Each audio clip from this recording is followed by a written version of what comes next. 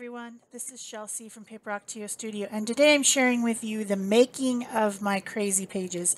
Crazy Pages is an international group of artist creators who are doing a large collaboration for making art journal pages and art journal books. So the idea is that everyone in the group, and there are 10 of us, will make a page of some sort of what we consider a crazy page, whatever we want, whatever size, whatever shape, whatever. And then we will send our pages out to all the other members of the group one at a time. And then each of them will send to us. So at the end, we will have a potential of making an art journal using all these different artists' pages to make something fun and crazy, and then we can work on top of them. So these are backgrounds and, you know, somewhat unfinished so that the person who receives it can take it and use it. So my first step was to take some of these deli papers, which I cut into 6x6 squares because they were 12x12, and some have gel printing, some have just like rolled off paint, some have scraped off paint, excess paint, and I took all these little dies that I've been buying off of Amazon for really cheap, and they're coming from overseas, and I'm talking like a set of dies for $2.50. I mean, they're really cheap, but they take a long time to get here, so just be aware of that if you decide to order some. So I cut up a whole bunch of different types of flowers and leaves, and then I'm taking this pad of 140-pound watercolor paper, and I'm cutting it in half to make a 9x12 piece. But then when I tried to put it in the 9x12 envelope, it didn't quite fit. So I cut 1/4 of an inch off each edge, which makes them 8 3/4 by 11 3/4 pages of heavy watercolor paper. So I have enough to make a page for everyone. But now I'm just additioning my little pieces after I've kind of sorted them, realizing that not all my pages are going to be the same. There ended up being 3 different colorways that I did it. Using different pieces of these cut papers to do my, my composition. I needed different colors, if you know what I'm saying. So that's where I am auditioning all of them to see what I'm going to end up with. Then my first layer is going to be brayered paint, and I'm picking 3 colors for each of the colorways. So for this one, it's Night Paint from Dina Wakley, Cobalt Turquoise from Decoart Media paints, and then Unbleached Titanium from Liquitex Basics. Those are my 3 colors that I'm going to do on this one. So I'm using my 6x6 inch gel plate to help me roll out the paint. It's kind of like a brayer palette at this point.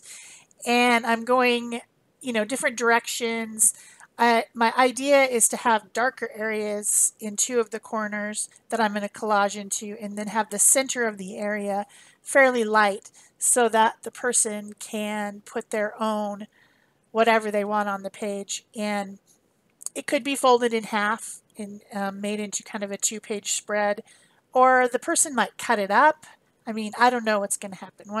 Once these are out of my house and winging themselves to all the different places they need to go, the person who receives it can do whatever they want. And there will be people making videos of their processes of what they did with the pages as they receive them. And I will do the same thing.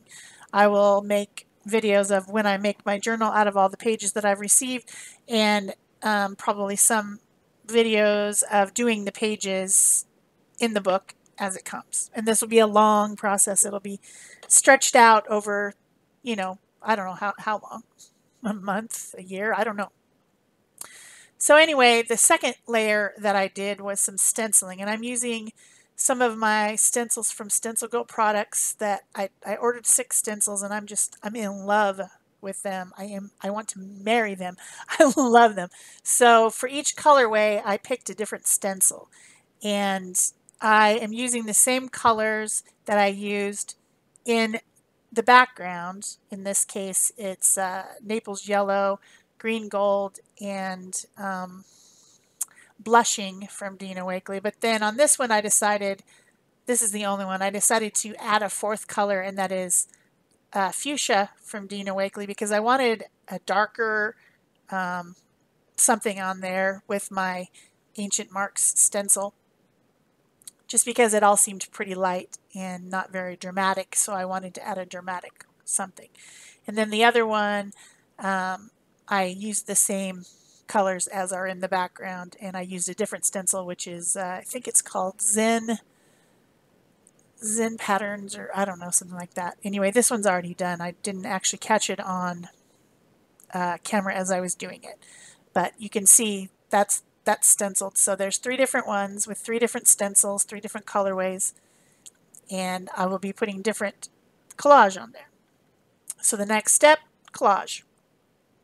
So like I said, I've sorted out all my little deli pieces, and I know which ones are going to go with which of the colors. And I'm using Liquitex matte medium to attach them with a large flat brush, and just kind of sorting through, laying them on there, and then attaching some, then maybe adding some leaves. This particular one, I had 4 pages of this color, and I ended up cutting some leaves and centers out of text paper, dictionary paper. Actually, you can see it right there on the right hand side. There's an old dictionary page right there, and I decided to use some of that with it as well. And I don't know if it's on this particular one, but on several of them there are some addition of text weight paper, because the reason that I did that was because the color of the unbleached titanium just seemed to draw that to my mind. It's the color of an old page, and kind of, I don't know, I felt like I needed to do that. Also, I like the addition of text as a visual element in my mixed media. These are, of course, mixed media pieces because they have a lot of different types of techniques and products used all on one project. So this one is the one that has Night from Dina Wakley, Cobalt Turquoise from Decoart Media Fluid line, and then the unbleached titanium. I will link all the products that I used on these projects in the description box below, and they will mostly take you to Amazon, where I am an affiliate. So if you use my links, I get a few cents from that, which helps me continue to make these free art videos for you. So, it helps me buy products. What else can I say about this? I mean, this is collage. It's thinking about the two dark corners, the darker corners that I created when I was using the brayer to kind of be the background for my collage. I'm not going to be collaging anything in the center, that whole center area. Even if you were to fold it in half and have a 2-page spread, you'd still have that area in which the person who receives the page can draw a face or put on a magazine image of something, or a stamped fairy coming out of the flowers, or some butterfly. You know what I'm saying. There's still potential to do something to this page beyond what I'm doing. Does that make sense? It's a background. It has a lot on it, but it's a background. And of course, I have no idea what the things that I receive will be like. They may be nothing like this. They may be a different shape, because the whole idea is to do whatever you want. There were no restrictions at all as to size or substrate or techniques or anything. No restrictions. So that's why it's called Crazy Pages, which makes it fun. There's already been a couple groups that have gone through and done this already. I'm in a later group. Excuse me. So you can, even now, as this is just coming out for our group, you could go and search Crazy Pages and find some that started, I think, in January, maybe, to see what happened in those groups and what type of art was produced, if you're very interested in this. The host or idea person from this particular collaboration is Ayala Art channel, YouTube channel. So it was her idea to do this. I've collaborated one-on-one with her before, and I will try to remember to link the videos of us collaborating in the past. She sent me something and I sent her something, and then we did something on it and then sent each other's back to each other. So this one is the Naples Yellow Green Gold Blushing from Dina Wakley and Fuchsia from Dina Wakley, using the Ancient Marks stencil from Stencilgirl. And then I'm putting kind of coral colors and pink colors of the cutout die cut flowers on this one.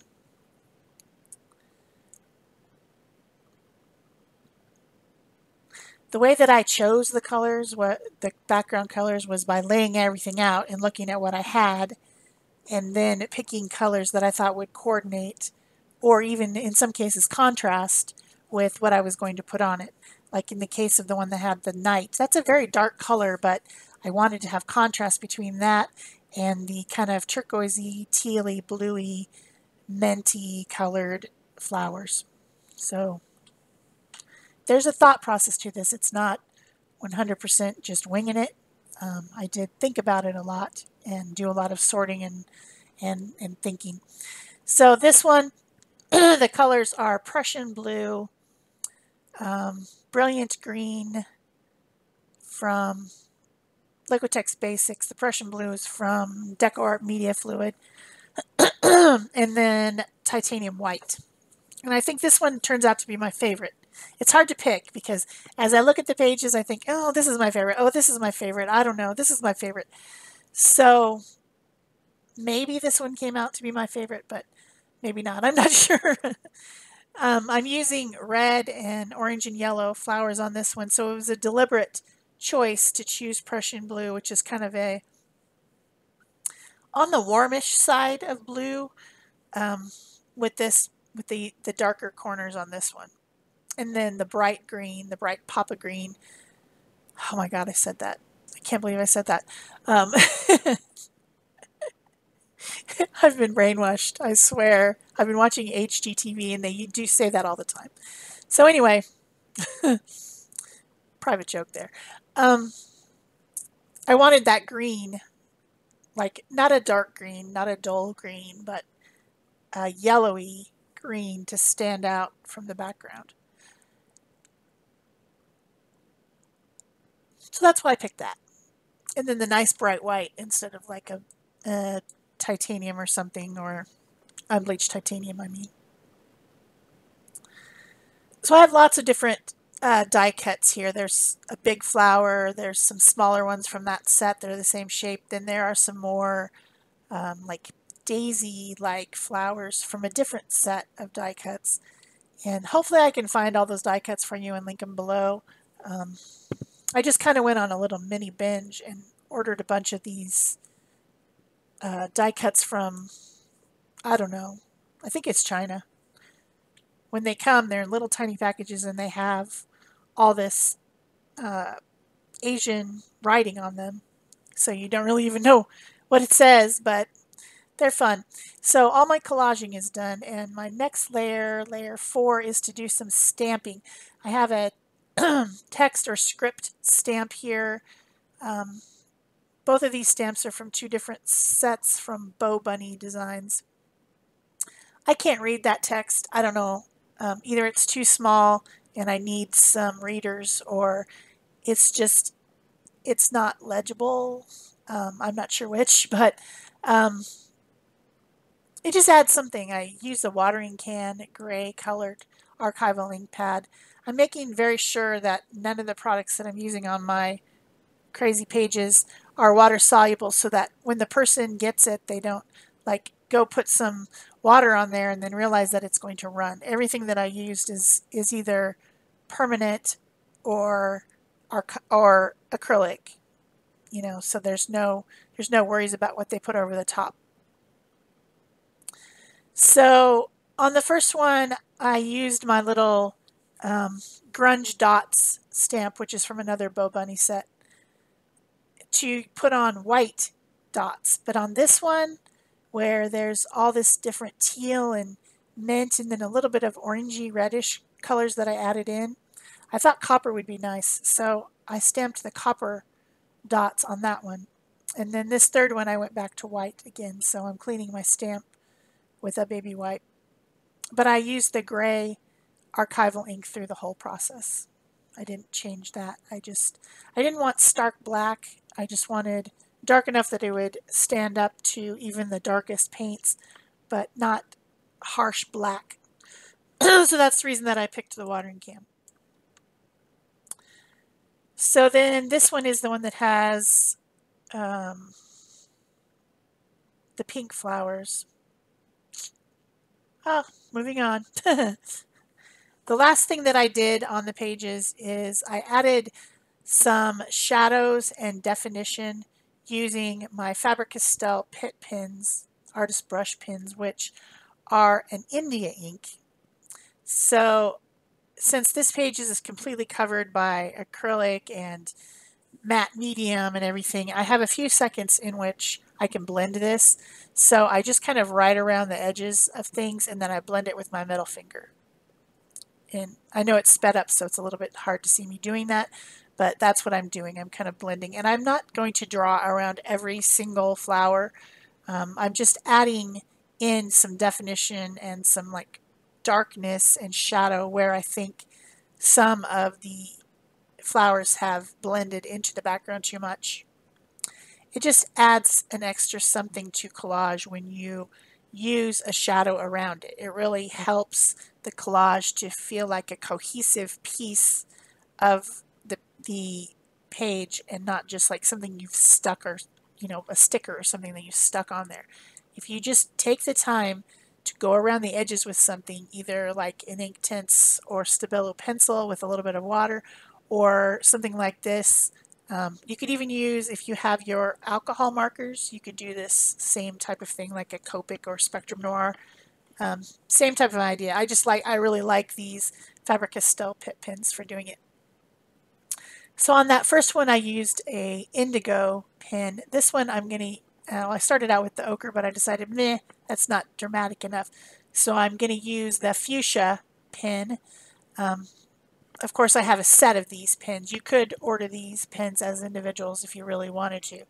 If you wanted just to start out with some of the neutral colors and then get other ones later, you didn't have to buy the whole set. But I will link the set because that's what I have. Same process. I'm going around some of the flowers and leaves and then blending with my finger just to give a little bit more definition and depth to these collaged on flowers. So I'm hoping that you're enjoying this video of how I created my crazy pages. Like I said, keep watching for more videos about this collaboration. It's going to be a lot of fun, and I can't wait to see what I get in the mail. I'll be sharing what I got with you, and then the process of how I'm going to create it into some type of an art journal or some sort of something. That'll be the next video, and then after that I'll share as I make pages out of whatever I received, adding my own collaborative art to it.